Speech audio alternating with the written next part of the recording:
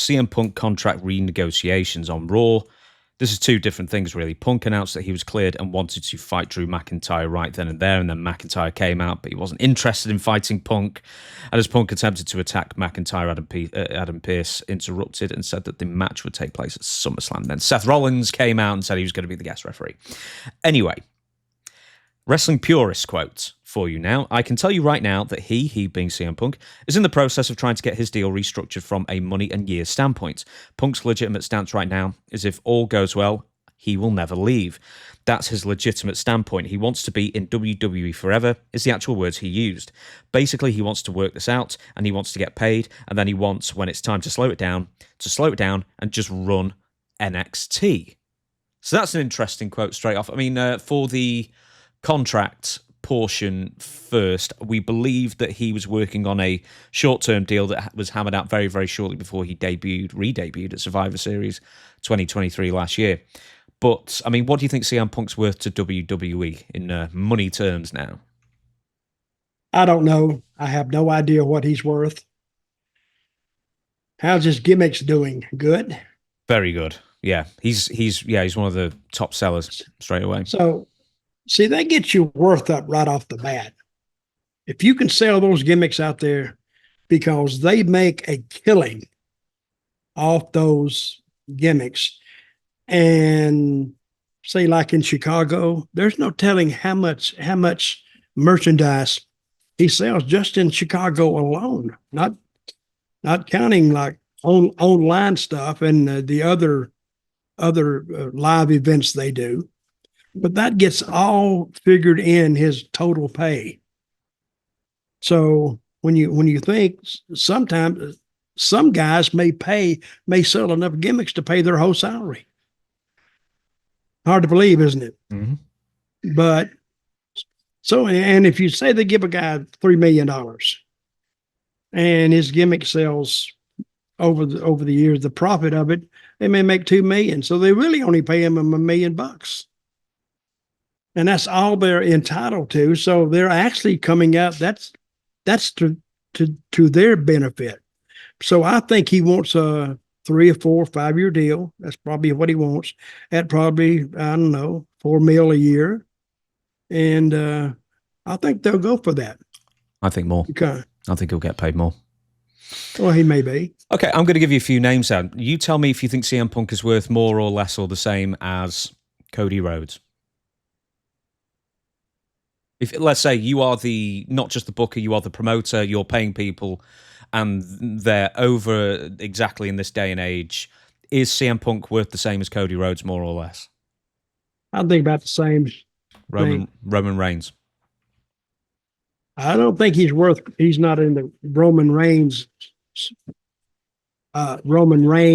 range right now, but close. Drew McIntyre. I think he's worth a little more than Drew. I think. Brock. But see, he has more. See, CM Punk can talk. Well, so can Drew. In fairness, he's done great. Well, but I don't think he can talk like CM Punk can, because he goes out and talks to him, and hey, see, I'm not the big Cody Rhodes fans that everybody else is. What do you want to talk about? That's over. But I think he's probably worth more than Drew a little bit. Brock Lesnar, because let's say he's still under contract, but he's only part-time, but ultimately is he worth more or less or the same as Brock Lesnar?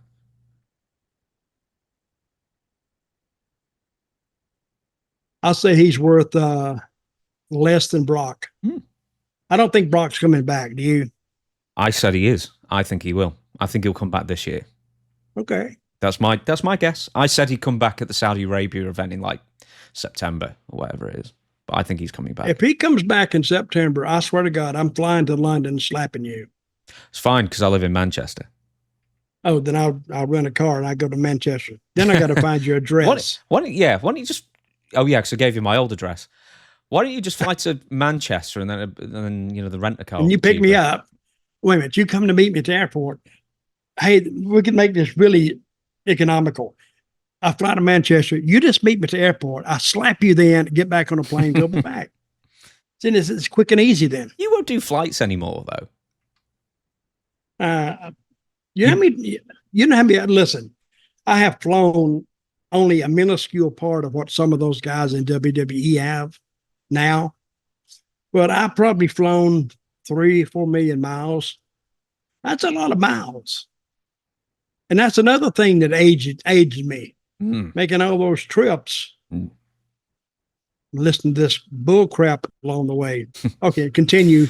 There's one more thing I wanted to add, right? So I was thinking about these segments, two more things actually. I was sort of comparing in my mind CM Punk to Steve Austin in a specific sense. When Steve Austin got hurt, when he was dropped on the top of his head and compressed his neck and everything, he didn't wrestle for 3 or 4 months.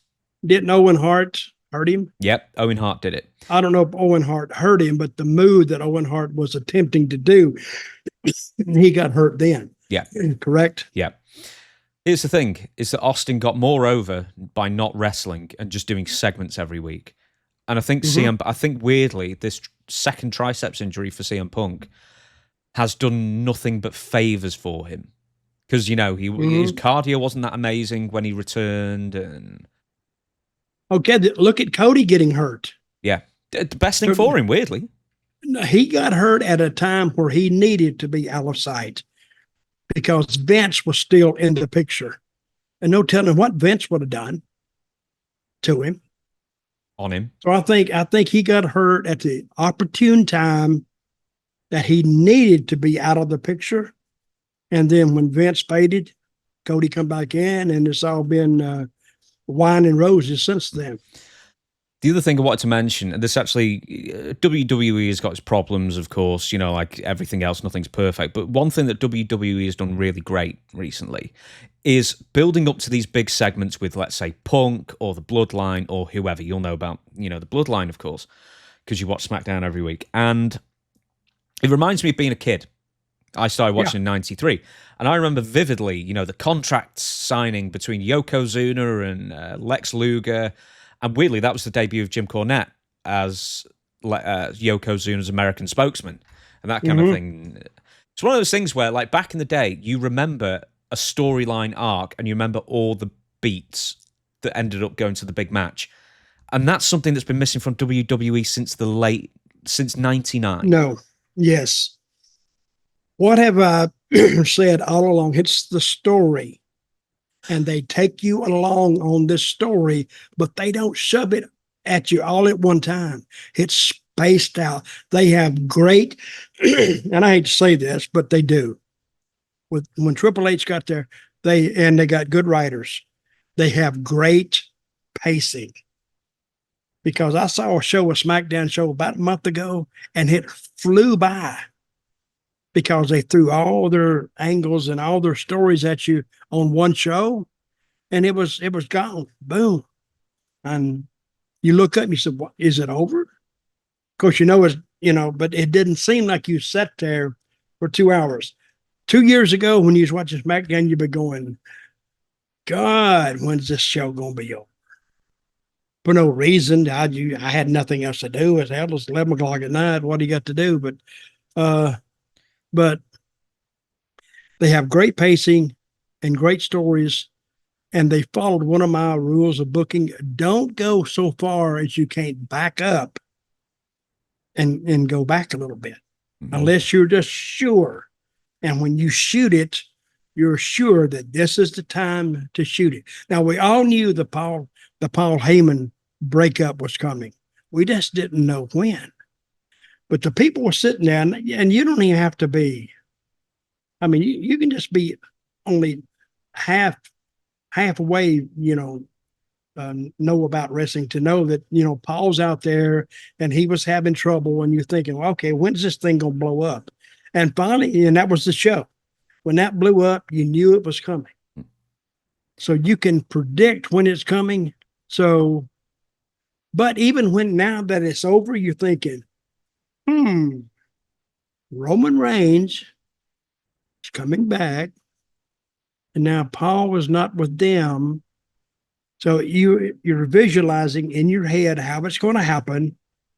But when that happened, it's going to blow the roof off, and they got another year run just with that. There's very much a thing in the older days, in a 20, 25 year span almost, of just throwing as much out there and hoping it sticks. And it was great in 98. But then at some point in 99, 2000, just so much was happening. There was still a lot of great moments and, a fantastic cast of characters. But then by 2002, it just wore everybody out. Yeah. And then there was just no arcs like there is today. But yes. You see who's going through this now is AEW. They don't have any of those long-ranging stories. They'll have a story like TNA used to have. It seemed like we were just booking from pay-per-view to pay-per-view. We were booking like a month arc. And we had very few programs, as we call them, or stories or angles that transcended more than one pay-per-view. Because we just didn't, I don't know, I was just a member of the committee. I just went along with what they said, but it's if you're just going from pay-per-view to pay-per-view, you just say, well, it's ending here because what are we going to do? Then you got to restart it or put the key back in the ignition because you turned it off. It's hard to understand, but if you have these stories that have long arcs. How long has the bloodline been going on? Oh, 3 years? Yeah. 3 years. And they got all that history they can draw from now. Now they got a new bloodline. Now, of course, when when Roman comes back and Paul Heyman joins him and he gets the two Uso boys back with him. And now you got a whole new look to every show and every TV that WWE does. And they'll be the basis of it.